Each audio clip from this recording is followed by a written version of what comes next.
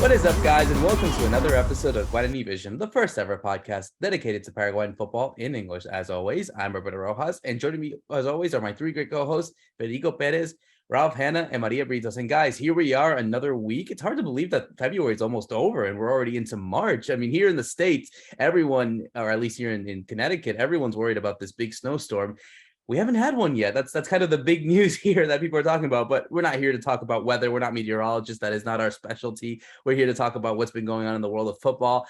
Unfortunately, we might have to start off with some somber news, obviously, from what we've seen from Paraguay as of recently. We'll get into what happened in the playoff between Chinese Taipei and Panama. We'll also be talking about what's been going on in the Copa Libertadores with two teams battling it out to qualify to the group stage, and a special Paraguayan, one that we've always talked about every so often, and really kind of the standout player. He has a chance at silverware. Remember, he has a good finals record. He's won trophies in his previous clubs. Who is that player? We'll talk about him in just a bit, but let's go straight to Paraguay, to Fede Perez, man. I mean, yeah, here we are recording a little less than, about 12 hours since the loss between Paraguay in the Intercontinental Playoffs to qualify for the Women's World Cup. I mean, we were hoping that we were going to hear, at least that was my preparation from last night, that we're going to talk about how this was going to be a monumentous moment for women's football, but unfortunately they fell out short, and it's kind of a somber mood for those that do follow women's football in the country. Yeah, it's always special when the national team plays. Roberto, nice to see you again. Hi to Maria, hi to Ralph, hi to everybody following us on Guarani Vision. Yeah, we obviously got to talk about this, a failure again of another national team, unfortunately, not being able to make it to a World Cup. We had the year start off, right, with that under 20 with the men's trying to make it to the World Cup. They couldn't do it.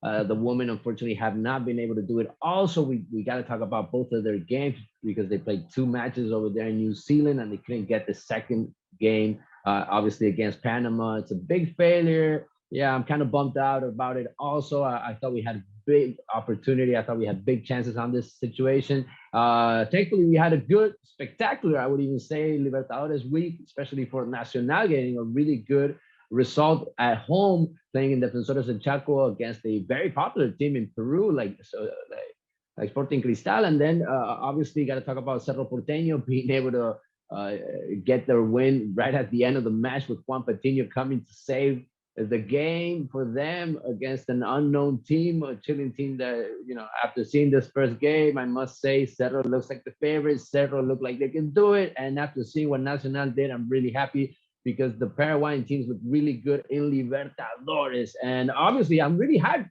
I'm really looking forward to seeing what Almiron can do in this Newcastle match against Manchester United. I think a lot of people are going to be following that game here in Paraguay, just because we haven't had, just like you said, for a while, for several years, a Paraguayan player in a big match like this one. So a lot of people are going to obviously are going to be on top of this game, and I'm going to be rooting for him. I want to see him win a title just like he's done pretty much everywhere he's played. Yeah, absolutely. We'll get into Miggy in a bit on the show, but let's switch gears to Ralph here, because obviously what's been going on in the local division league, like we said, Cedro has a new manager. They got off to a good start as well, and one can say that after looking at Nacional and Cerro Porteño and their results in the Libertadores, we'll talk about their matches in a bit, but you would think that they feel a bit as favorites. I mean, obviously both of them have to play in different locations. One plays away, the other one plays at home, but getting results from that, respectively, I think puts them in a good position to qualify to the third stage. Yeah, that's right. It was a positive Tuesday night in the Libertadores, and Nacional have to go away. Cerro come back home, but Nacional have a slightly bigger margin of victory, right? Because they won by 2 goals, Cerro only by the single goal. So with all of that in balance, I think is looking fairly positive for both teams, which is great if we can get 4 sides into the Copa Libertadores group stages. Of course, there's still one more phase before you get there. So it's a long journey to get into the group stages with the way this format is set up these days. But it was positive, and what we're looking as well is how they're balancing this with the league as well. So I mean, I think Sarabia did really well the way he's balanced his team. He almost had a totally different side for the league match. Then he didn't use his subs until quite late on in that game. just to make sure he had people rested. So now we get into that interesting time of the year as people have to manage their teams and rotate as well. But looking good on that front for sure. 100%. And obviously going to Maria on this one, because, like we mentioned beforehand, Almiron getting the chance. Actually just got this from a fan that's going to be at Wembley. And I don't know if you guys could see it, but here's the fans that are listening in. This is one of these from Jordan, by the way. They already have flags ready for their appearance at Wembley. A big one for not just Newcastle United, but also for Miguel Almiron. Obviously, like I said beforehand, he had won trophies at Cerro, won at Lanús, won it at Atlanta United. Now he gets a chance over here to win something at Newcastle United. And I feel like a lot of people who are fans of him, who are Paraguayans, they're going to be rooting for him on Sunday in what will be a really big game against Manchester United. Yes, I think everyone's definitely excited to see someone in the big stage like this one, and Miguel Almiron has definitely overexceeded all our expectations. I think overall everyone's just excited and happy for him, and just excited to see someone out there putting our name in the big stage, and the way that Almiron has been playing this season has just been marvelous, and it's just been beautiful for him.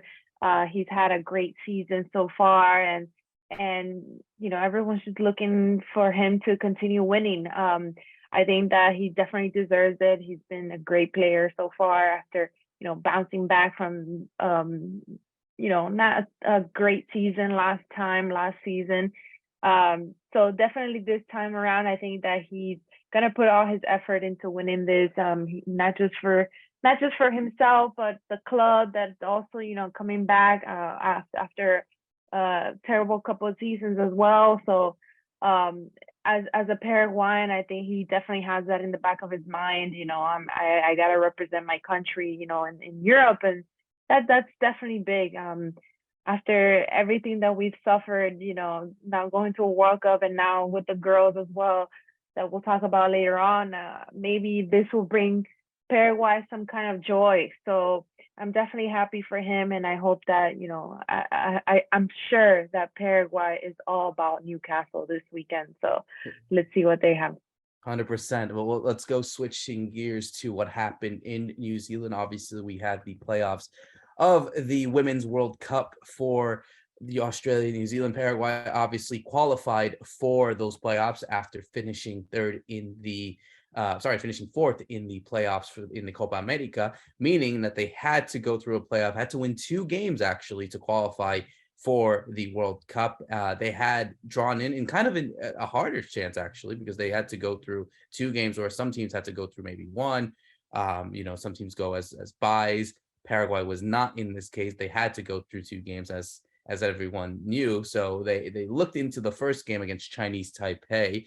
A weird game, I would say. They took the lead inside the 75th, inside the 21st minute, before going 2-0 up in the 75th minute. But then goals from Dulce Quintana and Lishi Chamorro, both in straightforward context, 80th and 81st minute, sent the game into extra time. In the 120th minute, you saw Chinese Taipei get a penalty, only for their player to sky it off, and the game went straight to penalties. And that's where we saw Alicia Bobadilla stand out, saving a penalty, being the star. Paraguay scored all 4 goals, and they qualified for the final against Panama after they beat Papua New Guinea 2-0. In the final, though, we saw a very different game to what we saw against Chinese Taipei. We saw a completely different type of level. The Panamanian girls were obviously a bit more physical. They were definitely more intense in their pressing. And, Paraguay had a few chances as well, and they kind of blew it. The big one was the header right towards the end of the first half, and then a free kick as well. So it almost felt like, something was brewing, but then we saw right there in the 75th minute, Linnea Cedeno scoring the goal that would ultimately be the end for Paraguay and would send Panama to their first ever World Cup. And yeah, you saw the reactions from the girls, obviously inconceivable, and obviously right into tears from everyone, really at a loss for words, because they had gone through so far. And I wanted to go to Ralph on this one, because obviously he has been following this side for quite some time, and we've always relied on him as well as everyone else here at Guarani Vision on the women's football and kind of their journey. But I'd like to hear your thoughts on really this heart-wrenching way of losing. And I mean, let's be real as well. I mean, yeah, the results aside, they were able to do it on the penalty shootout against Chinese Taipei, but ultimately, I think we saw 2 Paraguay games where they didn't play well as well. I mean, yeah, we saw them getting the late goals in the Chinese Taipei game and obviously winning on penalties, but yeah, you just felt that maybe you just did not see the best Paraguay in any of these 2 games. Yeah, it was really, last night was cruel. It was quite heartbreaking. You saw a lot of the Paraguayan players in tears on the pitch. The older generation kind of know this was their big chance. There's, of course, the younger girls will have a chance again in 2027. But they've been so close now 4 times, right? Because they had the semi-final of the Copa America, which against Brazil, they weren't expected to win and they lost. They had the 3rd, 4th place playoff of the Copa America, which they lost. And then they had this game, so 3, sorry. So they had these 3 chances to get so close and they didn't manage it. I think, I mean, you've resumed the games very well, which we saw what happened. I think there's a mix of things that happen. One is maybe some of the game management by the coach, by Frigerio. We were talking off camera about Fanny Gauto, who for me is one of the best players technically that Paraguay has, and she only made appearances as a substitute. And every time she's on the field, they seem to have a bit more control, which is something they were really lacking. And then we looked at, and there was an interesting moment in that game last night where she was lined up to come on, and then she goes and sits back down, and she doesn't come on for maybe another 6-7 minutes. And I think in the lapse is when Panama scored. But then we also looked at things like the fitness levels. You were talking about the intensity and pressure of Panama. If I'm right in thinking, Panama only made 2 subs in that whole game. Imagine that's the level they were able to play at compared to Paraguay, who were really struggling. Like Arrieta had a very strong game on the left-hand side, but she got tired. She got cramped out. Fanny Godoy was in central midfield. I mean, she was hanging on at the end because of all that pressure. I mean, the level of intensity, they weren't able to match it, whereas Panama could. And some of the Panamanian players are not that big. Like you have she's nicknamed Frozen, the girl from the University of Alabama, who was born in Michigan, but a Panamanian mother. At one point, she shrugs off Veronica Riveros. Riley Tanner, thank you for reminding me her name.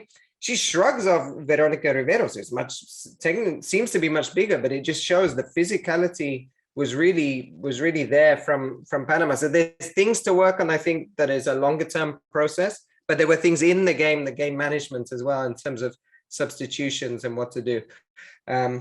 I don't know. It's really tough because now I think we spoke about it in the last game.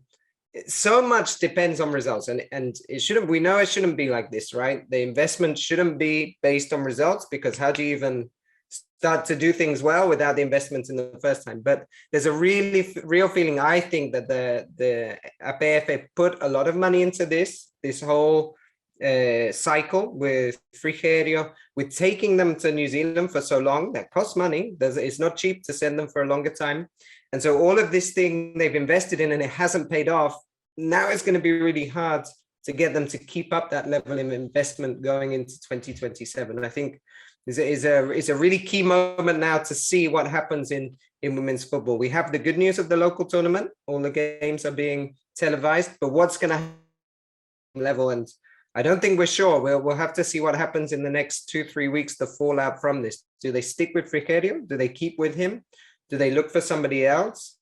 Do they make some changes in women's football a bit higher up? There's no female directors at the moment. It's male dominated. Panama, by the way, have female directors. Their manager is a man. He's from Mexico, but there's a much more influence there from ex-players and that kind of thing. Paraguay don't have that yet. So are they going to do that? There's a lot of questions, I think, and because they didn't qualify, we don't know what the kind of the best route is.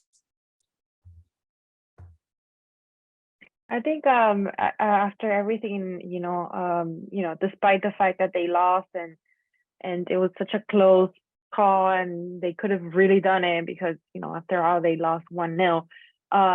I think they should really be proud of themselves for coming all the way over there and really being so close to getting there. And hopefully, the administration sees this kind of positive side of everything and, does continue to support the girls, because it does take time to grow. It's been so like they've only been doing this for such a short amount of time. So I think it's just a matter of time that they keep growing and continue to learn from their mistakes.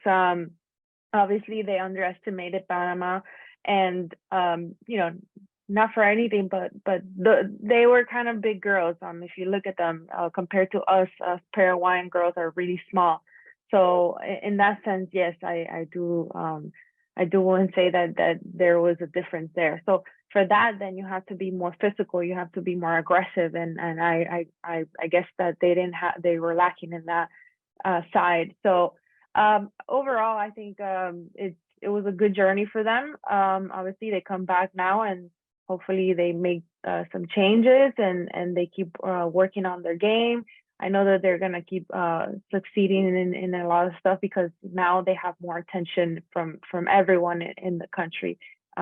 So let's see. But overall, I think I'm really happy for them, and I'm proud of them. So I hope they really are of themselves as well. Mixed emotions here also, Maria. I am on one side very proud of these girls. On the other side, I think it was a complete failure. Just looking at the team that we went up against, what kind of players we have, and some of them are on top of their game. They're playing in Europe, so you were expecting for them to show up in these games. I did not see our star pretty much in either of those in these two matches. Jessica Piraju Martinez, I think that free kick against Panama, that was probably her big chance, right? In both matches, he pretty much played the whole game. So, looking at the games, I have the feeling just like Ralph, I don't think Paraguay, I don't think we played to our fullest capacity. I mean, I think we could have gotten a lot better to these two games, and we couldn't maintain the rhythm also. And I think that's on the coach. I think that's also on the girls. It's not easy to play these games. It's probably once in a lifetime for most of these players. So it's not easy to absorb the situation. It's not easy to be there and not run totally out there, not give your 100% and not have enough fuel for the rest of the match. And I think that was a problem against China. I think that was a bigger problem against Panama. I think that first half an hour, we saw a very intense team trying to get that first goal, but they just couldn't do it. And then you have the lineup also, right? The choices of the players, just like Ralph was saying, Fanny Gauto coming in, making the difference in that first game. Lisa Chamorro also coming in, a big striker, making the difference also. And you thought that they were gonna be in that Panama match. And Fanny Gauto only came in those last 10 minutes and didn't have enough time to make a difference. And you just saw a reaction from the coach after they scored on us. And on both games, it was the same situation. We had to try to come back. And to be honest, I felt that we were really lucky against China. I mean, their star had 3 opportunities to set it for them. And we went to penalty shootouts where, again, our goalkeeper, Alicia Bobadilla, saved us just like she did so many times in Copa America. So you saw some things that we were already seeing from before, and not a big growth from this team. And we saw a process that I thought was going to take them to a next level, and I didn't see that in these 2 games. So I don't think they really did much to deserve to be in the World Cup, but we were so close. We were right there, right? We just needed a goal maybe in a certain moment of the match against Panama. It was a tight match. I don't think there's that much of a difference between one team or the other. To be honest, I think either of these teams could have made it to the World Cup, but I'm just sad it wasn't us. And now we got to come back to our reality, to our local league, and to see how much we can build from all of this, how much we can really learn from this experience, Roberto, and try to get back to this same stage. I mean, this has to be normal for us. I mean, we have to be right there trying to make it to the World Cup on women's football. And I hope they get another run at it, because just like Ralph was saying, there's a lot of girls that maybe this was their only shot, but there's a whole new generation already trying to push their way, trying to make trying to make it to the starting team. And I do think we're going to see new players come about after this game. I think one would go straight into failure just because, like you said, it feels like it's always been a common thing for Paraguayan football as a whole, not just in women's, but also in men's as well. So close, yet they don't make it. Like they've gone so far, they've had so many journeys, and yet they didn't make it to the dance, as we like to say here in the States. But I think, yeah, I mean, I think, look, there are mixed emotions. I mean, yeah, on the one hand, you have to feel bummed out. For not making, especially from the journey that they had and really in the way that they played. But on the other hand, like Maria said, I think you do have to feel proud because they've been able to do something that no Paraguayan generation has done beforehand, making it this far. I mean, yes, an increased World Cup kind of helps when there's more spots and more opportunities. So you would think that, yeah, it gives them more of a chance to do it. But I think, these are the failures that one has to learn to move on. I think obviously so much investment has been made that I disagree honestly a bit with Ralph. I mean, you've made so much, so why don't you just go continue with it? Again, yes, questions will have to be made about what's going to go happen for the next World Cup, which won't be until 2027 in 4 years' time. So we'll see what happens from there on out. But yeah, this is really, I'd say we're at a crossroads, really. I mean, yeah, if they had made it, it would have been probably a bit more straightforward. Obviously, they were going to be in a group with Brazil, France, and Jamaica. Obviously, probably not going to have a chance of going out of the group, but at least trying to compete. And just being there gives them that experience. But again, this is where we're at now, and I think it's really a crossroads moment. So yeah, we'll have to wait and see what happens to a lot of players who are already playing in Europe. Maybe sometimes we have to also look at something like what Panama had said and what Ralph said. Maybe looking into other players. Similar to what's going on the men's side, the fact that we get a lot of nationalized players, why not go it out and try it there? Like look at what players that we have in the States. Now there's this ruling that the Paraguayan government has given that allows American citizens with Paraguayan roots to get Paraguayan citizenship, and that allows them to play on the national team. So why not go there or look at what's going on in Spain or even in Argentina or something like that? And that might be a route that a lot of women's teams have been able to do. So perhaps that's something that these girls can do, and we'll still have to wait and see what happens from the APF. But yeah, I think to close it out, I think everyone's been kind of feeling the somber way, but also there are these mixed emotions about what's been going on, and we'll have to wait and see what happens. As we switch gears now to what's been going on the men's side, obviously we saw the Copa Libertadores go back in the second stage. We saw two teams, Nacional and Cerro Porteño, taking on Sporting Cristal and Crico Unido, respectively. Nacional getting it very early on in the second half, a goal from Matias Martinez in the 46th minute. Everyone was thinking that it was just going to be a 1-0 result, but then right at the death of extra time, Gustavo Aguilar scores to make it 2-0 at the Defensores del Chaco, to get a really good result to take all the way back to Peru. Cerro Porteño, obviously we saw them debut over the weekend with their new manager Facundo Sava, getting the win against Guarani in a really weird game that we saw John Fernandez go out injured, which we saw because Cerro Porteño had used all their subs, meaning that Marcelo Martinez Moreno had to go into goal in the last few minutes. But he wasn't fit enough to travel. We saw Miguel Martinez become the starting goalkeeper in this one, and it was a very tight game, a really weird game actually, where we saw obviously a Cedro side that conceded early on, and it was a goal that was scored by Curio Lindo, that was delayed, I think 10 minutes or something like that, with the VAR check on an offside. And yeah, it was a really weird game. But late on in the 89th minute, customary to his late goals, Juan Patiño scoring to give Cedro a really big win over there in Santiago de Chile. And Fede, I want to go to you on this one, because I think from both these two sides, yeah, they've had different roots in their local leagues. Cerro Porteño obviously still unbeaten after 4 games. Nacional, kind of middling in there as well. They've only lost 1 game, and they obviously have a game in hand as well. But I would say 2 positive results from the 2 sides from Barrio Red. Obviously, the 2 teams play there. They are neighbors. So, yeah, I mean, looking at kind of the situation that they're both in, Cerro Porteño going back home to La Nueva Olla to play this week, Nacional going into Peru with a 2-0 lead. I mean, you would think that both these sides have enough to hopefully qualify to the next stage. And that kind of is a good thing, because like Ralph had mentioned in the beginning, it's a long way for a lot of these teams. Nacional had to go through one previous stage in comparison to Cerro Porteño, but it's a good result for both these 2 sides to hopefully qualify to the next stage of Libertadores.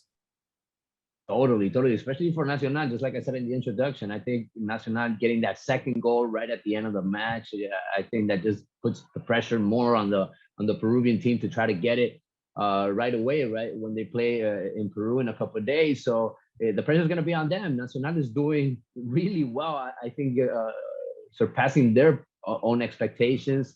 The way they're playing, the way that they're solving games, even luck is by their side. I think Sporting Cristal could have gotten a goal here in Asunción. They had several opportunities, but Nacional was able to keep them away, maintain that zero on their goal, and I believe they have a very good team that just keeps on growing. And as you carry the momentum, as you go, and to get a good game, you get another one. Watch out for this Nacional, huh? They might make it to the group stage if they just keep on carrying this on and keep building as a team, especially with the way, and this is what I love the most about Nacional, the way that their coach is managing. Just he knows what he has. He knows the kind of subs that can come in and make the difference in the right time, at the right moment in certain matches, and he's shown that, especially in these first games. As for Cerro Porteño, I said it last week, right? Last episode around 2 games they could turn around, and they did just that. They did it in Villarrica against Guaireña. They got the win, and they did it again in Libertadores. The Libertadores is back with their style, just like you said, Roberto, with a 10-minute wait, with that drama at the beginning of the match. I did not know what was going to happen. I did not know what the call was going to be, and that was going to be a turning point, obviously, for the match. Also, it was just starting out, but if Curicó was going to be up on the scoreboard, it was going to be a totally different match for Cerro Porteño. Cerro got the control of the match. They had the possession. I was looking at the stats as you were talking. Curicó neither just shot once at goal. Cerro Porteño had 18 shots, 5 on target, and scored just 1 goal. So if you look at the stats, I mean, Cerro could have gotten that goal way back a lot before on the match, or could have gotten another goal even, I believe, to come and close this game against this key against Curicó Unido here in Asunción in a week from now.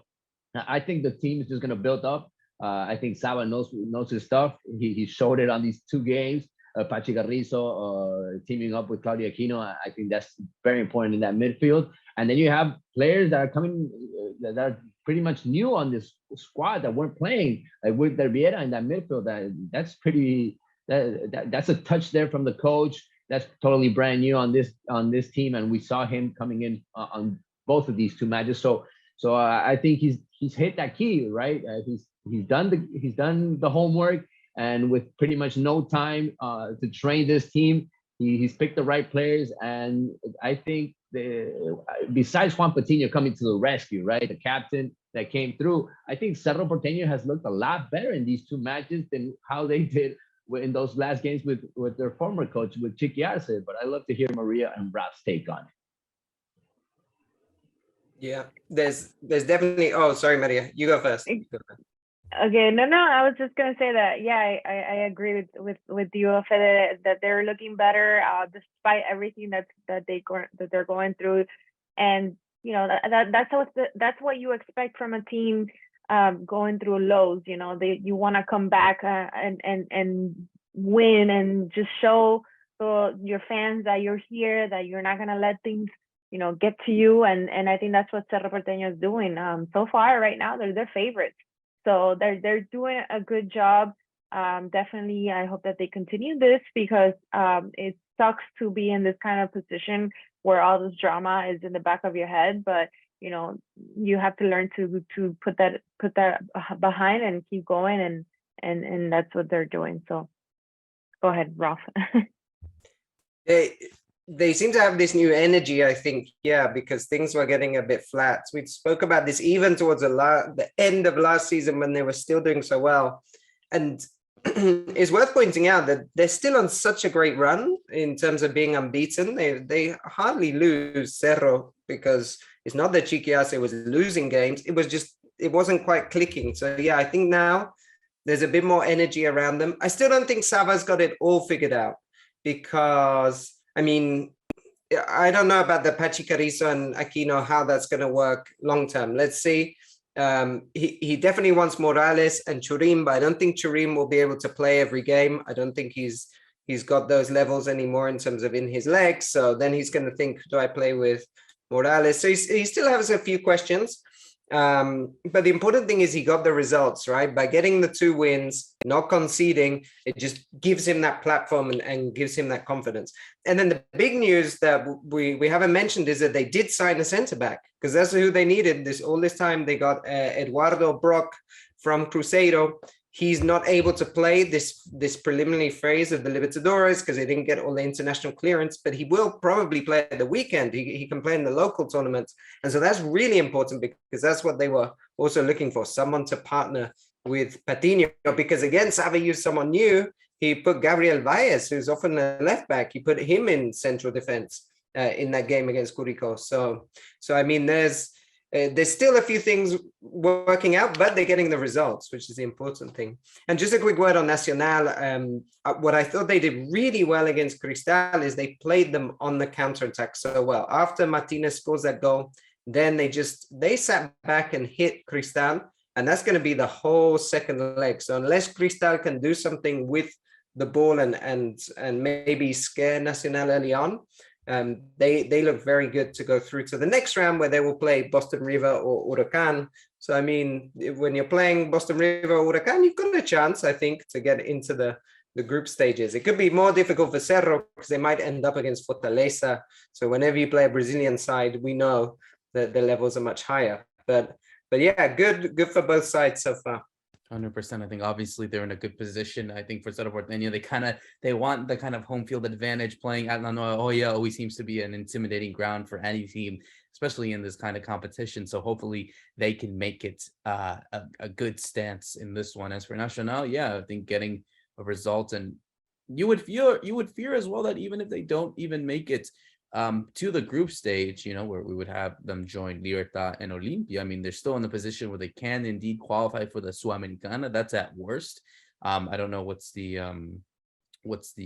thing on that end, and we have to wait and see what happens between them. But that kind of, in a way, it feels like a win-win. I mean, yeah, obviously losing sucks for any team, but the fact that you get a chance at the Sudamericana, where the level is probably not as intense in comparison to a Libertadores, and the chances to win is more higher, but it suits them up well. So we'll have to wait and see. Just a little update on what's been going on in the local league. Obviously, I want to go to Maria on this one because on a way, her team lost on the weekend, but in a way also as well, she had mentioned this surprise team, the 3-1 win between Sportivo Trinidense and Olimpia. So in a way, you kind of are saying to yourself, okay, wait a minute. They were able to get a result over there in Encarnacion. Olimpia scored early on, but then Trinidense just went on. And right now, I mean, obviously, yeah, it's still early days, but they're knocking on they're right there in third place, right there behind Cerro Porteño and Libertad. I mean, yeah, I mean, this is something that I think, obviously, like I said, early days, but I think we could say that maybe Maria is right on step on picking your team, even if it was at the expense of her team losing. So you gotta get props on that. Don't worry, guys. I'll give you the lottery numbers later on. But yeah, I did say that they're gonna surprise. They're gonna be a surprising team this year. I don't know. I just had a feeling about them, but this game, is crazy. They ended up winning 3-1 against Olimpia, and I think that's what shocked everyone. Olympia just couldn't get with them, and it was such a weird game. They had that, obviously they had a red card, and Gamarra ended up leaving, and I think from there on everything just went downhill for Olympia. So it was I think a game for Olimpia that they kind of needed to kind of wake up, and see, that they can't underestimate teams, smaller teams, and maybe they should have listened to me in our podcast early on, and maybe they would have had a different outcome. But no, I mean, going to another city and playing, outside of your comfort zone, I guess also kind of plays a little bit into the situation. I heard rumors that some Olympia players were, partying it up. I mean, it's Encarnacion after all, and in the middle of Carnaval season 2, so it's probably expected for them to just like have some fun before, but obviously that's not good. They have to be concentrated, and I think that's where I'm talking about that they underestimated this team. You know, they said, oh, whatever, let's just go party.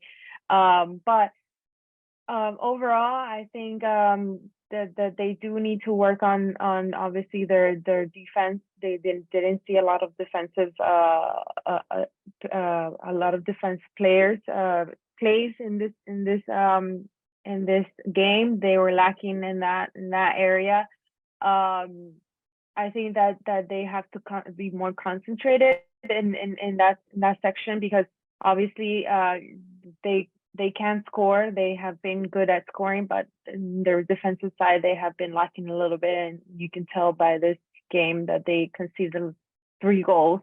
So hopefully, you know, they wake up from this and see what's best for them to change around and work on their on what players, you know, can.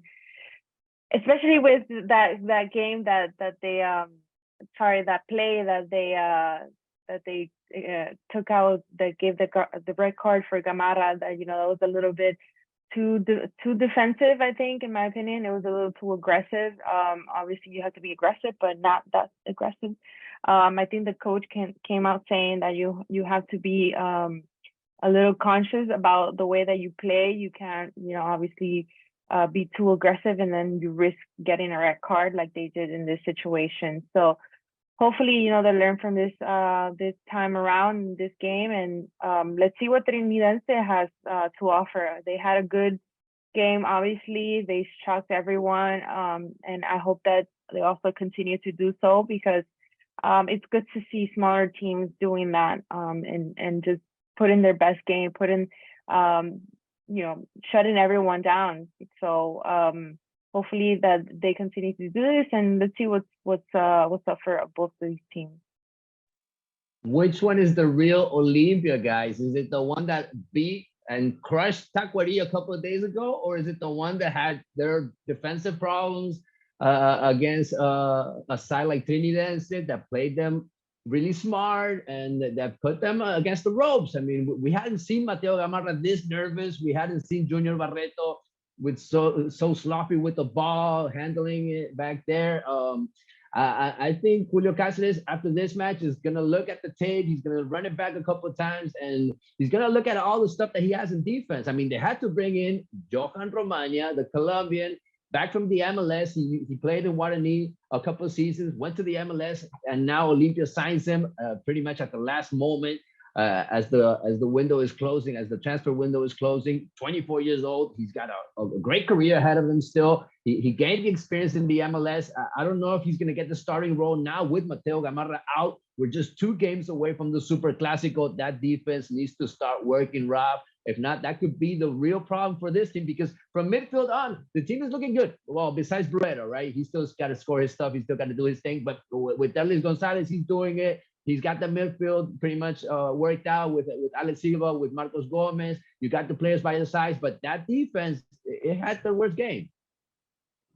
Yeah, that's it. I mean, they've only kept that 1 clean sheet against Tacuary. They've conceded in all 3 games now, other 3 games, including the Super Cup against Emiliano. So they're trying to find that. And Romagna maybe is something that will help fix that. But then they signed Barreto, so he was meant to be the person to fix that. So there's definitely something going on there. And I think we'll see. It's going to be interesting against this weekend. I think they have Guairenia, right? So there's Roberto Torres who likes attacking, who likes taking people on as well. So it's going to be another test for that defense as well. Let's see what happens, because what we saw last year, I thought, is Cerro had a very good defense. Olimpia were never that strong defensively, but it didn't matter because they were so good going forward. So as long as they keep that bit clicking, then maybe we won't see any issues. But it was interesting, right, that they scored so early on, and then they gave away the game. And big big respect for Arrua, the coach of Trinadense, who's of course the son of legendary Cerro player Saturnino Arrua. He's only 35 years old and he's doing really well at the moment. And I'm sure he would have enjoyed getting that win over Olympia. Just one thing I wanted to also mention that I didn't earlier. They did assign Romania from, I think he's coming from Austin FC. So I think that they, in that sense, that they are kind of working on their defense because he is he's a key player. I think for Olympia right now, he will be a key player because they were almost going to sign another player. They were in the talks with Cristian Cuevas from Peru, that he was playing in I forget the name in Arab. But I think that they are kind of working in that situation that kind of, you can see that they know that they're having problems with defense, and not signing Cuevas probably because he's an attacking midfielder. Not signing Cuevas and signing Romania just shows you that they are kind of thinking in that direction. So hopefully, he does help a lot in this situation. Yeah, 100%. I think obviously the signing of Romania gives a bit more of defensive stability. And I think that's something that I think the team kind of needed. And obviously, all this talk about center backs coming into the league. I mean, now we're starting to see that with Cedro. We're now seeing this with Olympia. So definitely something that in the market, at least, it's very much a huge commodity. I wanted to switch gears finally to talk about what's been going on over there in England. Obviously, when we speak about England, we talk about either Julio Enciso or Miguel Almiron. In this case, we're talking about the latter, as this Sunday, we have Manchester United taking on Newcastle United in the EFL Cup, the third domestic title, basically, or at least the third major title that a team could win, aside from the Premier League, the FA Cup, domestically. It's a really big event. I think, obviously, for Manchester United, obviously, they're a side that are always so accustomed to winning titles and winning these type of tournaments. Obviously, they won this tournament 5 times, most recently in 2017. But for Newcastle, it's a whole different story. Obviously, this is their first major final, in any case, since the 1999 FA Cup final. They haven't won any sort of silverware since 1969. So it's been almost 54 years since they've won it. It's one of the longest droughts in English football history. So yeah, I want to go to Ralph on this one. Obviously, someone who had lived many of his years in England watching these type of games, obviously remembering the old Newcastle from the 90s when they went to finals and were dominant. We're seeing a throwback, and obviously this is a major thing because obviously, Newcastle are such a big side, at least in the country and even internationally. Now with the attention given from Paraguayans because of Miguel Almiron, because of the way that he's performed on the side, 10 goals, top goal scorer on the side, obviously maybe wasn't as influential as he probably could have on the scoring aspect in this tournament as a whole, but still a very useful player. So this is a major thing for not just Miggy, but for the club and for kind of their whole, really their aspect. Obviously they have new ownership, so for them to get into this instant was definitely exceeding expectations. But obviously, we're talking about Miggy here, a player who's won trophies at Cerro Porteño, he's won it at Lanús, won at Atlanta United. He's played in finals at almost all the clubs there, so he knows what it's like to play there. So this is a huge thing for him and for the club. But just want your thoughts and really, I guess, the importance of an EFL Cup for a side like Newcastle. Yeah, I mean, I think it's a trophy that is you called it the third, is like the third most important, which is fair. But then recently it's become dominated by Manchester City because Pep Guardiola has taken it very seriously. So it's become something that for anybody to win has become much harder, just almost on a par with the FA Cup because of Manchester City's dominance. So now, I mean, this is a big deal for Newcastle. Like you say, any kind of trophy for them is important. They've been going on for so long without it. I remember the 2 most recent finals they played, actually in 99 that you mentioned, losing to Manchester United, who won the treble that year. And the year before they lost to Arsenal, who had won the double, which was Arsene Wenger's first titles as he moved to Arsenal. So you're thinking it's a long generation, the last time was against Wenger and Ferguson. Now they're up against Ten Hag and and really against Marcus Rashford as well, who I think is the informed player for Manchester United at the moment. He has something like 17 goals in his last 19 games. It's incredible. So there's something very important. Maybe what Miggy and Newcastle have on their side is that Manchester United, as we go to record, are playing Barcelona today. So they do have a game midweek. Newcastle have been able to focus on this since last weekend. I think with any of these finals, you've always got a chance. It's a one-off game. They won't be favorites, but they still have a great chance to win something. And for Almiron, it's a time to step up, right? Because you look around that team, I'm trying to think if you really have people that know about winning finals. I don't think so. You have maybe Kieran Trippier, who's been close, but I don't think he's won anything. And then you look around and you think, well, really, this is on someone like Almiron to show up in the big game, to make a difference. And let's see if he can add to his already very impressive tally this season in terms of goals and assists. So it's going to be a big moment. And I think, you mentioned for the new ownership as well, this is a key moment for them to start measuring their success. And I think it will also be for someone like Eddie Howe to then be able to keep in that job and keep building. So there's a lot kind of at play there. But for Almiron himself, this is his moment, I think, to show that, hey, guys, I am a winner. I've done this before. And let's take this game and let me turn up in this big game and throw a few surprises in there. The team is coming back. Newcastle is coming back, Ralph, with Miguel Almiron, with a Paraguayan. I would love to see it. I mean, Manchester United already has so many trophies at their stadium. They have a whole museum of them. Let Newcastle have this one. Let's root for Miguel Almiron. I want to see him be a star on this game. I want to see him have a big game. He usually does really good against the big teams in the Premier League. So I think he's been waiting for this chance, for this final. Just like you said, Newcastle, their mentality has only been on this game for several weeks now. I think that's kind of cooled them off on the Premier League also. That's kind of affected them, right? That they're thinking about this big game that's coming up, not just for them, for the players, but also for the club that they play. And I think it's just the first step for them. I mean, I'm actually very surprised about the season that they're having, fighting in those first spots in the Premier League and making it to the final now on this cup also. I think it's just going to be surreal for them at the end of the season. And it could be great for Miguel Almiron also for his future. I mean, they're doing really good right now, but he has to set up for the new agreement. He has to set up for a new contract. And as you're seeing, as time goes by, I mean, this guy's being more and more important in this team. So you don't see him going anywhere. And that wasn't the case a couple of seasons ago. So they're building a team around him. They're building a team around the stars of this team. And I'm really liking about this Newcastle, that they really have a project. This team looks like it's going somewhere. And this could be the first step.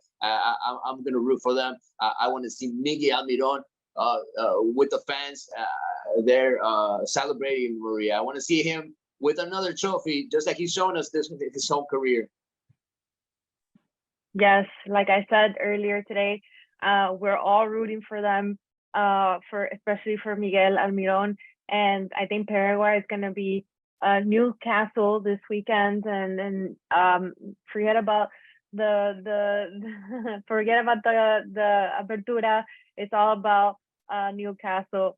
Miguel Almiron has been a long time coming for him, and like you said, guys, I think that this is his time to shine and really think about his future. You know, if he has one more trophy in his case and under his name, then he has a better chance of probably moving on to a bigger team. You know, and bigger teams will probably be looking at him as well.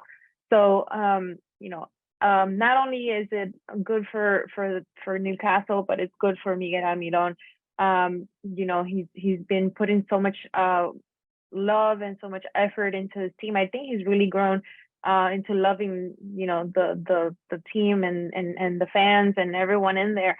So he has a great chance of, either continue to stay there, like you said, Fede, and have a good contract coming up, or, moving on and putting his name up there with the bigger players of the league. So I think that he has a great chance to shine again, like I said. So let's hope that they have a good game, and Manchester United has so many trophies, like you said, Fede. It's let's just give it to them this time. But no, let's hope that it's a competitive game as well, and that they really win it, because they really deserve it, and they played a good game. So let's just hope that we see a good turnout this weekend, and I think that they're probably gonna win this. No, not probably. They will win this. Let's say I'm gonna give my little predictions. I'm gonna go for 2-1. I think I got ahead of myself. Sorry, Roberto, but maybe you guys want to predict it as well. Oh wow, putting us on the spot here. Actually, wow. Ralph, go first. I'm gonna recite my opinion for last. Go ahead. Yeah, Newcastle are going to win in an epic game on penalties. I like that one, Ralph. I like that. I was actually thinking about that, especially because on this match, obviously, us here in Paraguay, our eyes are going to be on top of Miggy. But as I'm reading articles about this game, I mean, all eyes are going to be on Newcastle's goalkeeper, right? Karius, that's going to be there after a while. He hasn't played it in so long, so all eyes are going to be on him, and I want to see him coming back. So why not? Let's take it to a penalty shootout, and him being the star of the game, and with Miguel Almiron obviously celebrating. Wouldn't it be awesome for him to score the winner there if he does get the penalty shootout? Oh man, this is tough. Yeah, I think I do see a tight game as well. You know what? Forget it. Miggy to score the winner, 1-0 win over there at Wembley. Why not? Why not give it the biggest chance? I mean, to win a final is always big, and to do it against Manchester United, against Wembley, just makes it even bigger. So for him to be the main goal scorer, to put him in the pantheon of, I don't want to say legend, but definitely called heroes, because for him to score the goal that gives them their first major trophy in, what I said, like 50 years, something like that. Yeah, that would completely change the perception, and it kind of would be kind of the fairy tale, really. A player who's been through so much, got criticized by the fans, has this whole new rejuvenation of a season, and for him to score that winner, I mean, wow, that would be huge. So yeah, definitely all team Newcastle on this one on Sunday. Obviously the game is at 11:30 here in the States, 1:30 p.m. in Paraguay. So definitely check it out. And yeah, all eyes are going to be on Miggy to hopefully get that contagious smile next to the EFL Cup trophy, as we close out another great episode of Guarani Vision. For myself, Roberto Rojas, Fede Perez, Maria Britos, and Ralph Hannah, thank you so much for listening in. See you soon.